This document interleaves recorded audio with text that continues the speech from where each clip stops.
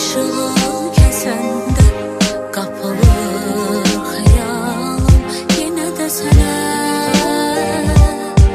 Geceler yolumu ayın ışığı kesende kapalı hayalım yine de sana.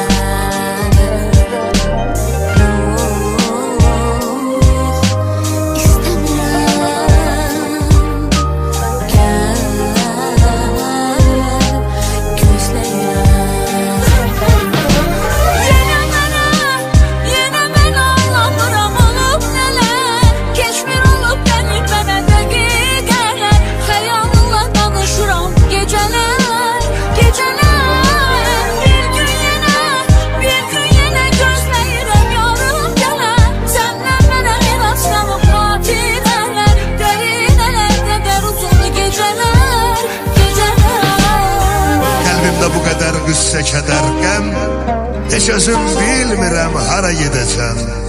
Bu dərdi insanla bölə bilmərəm. Allahla bölməyə ora gedəcəm.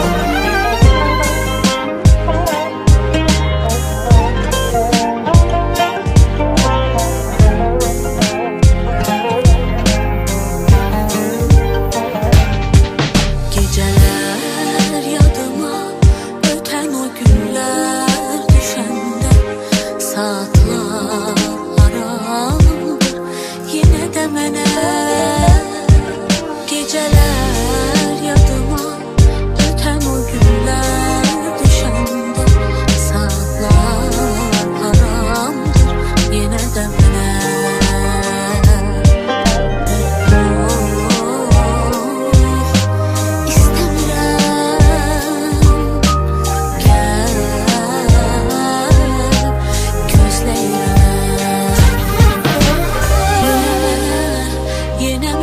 Anlamıram olub nələr, keçmir olub qənim mənə dəqiqələr.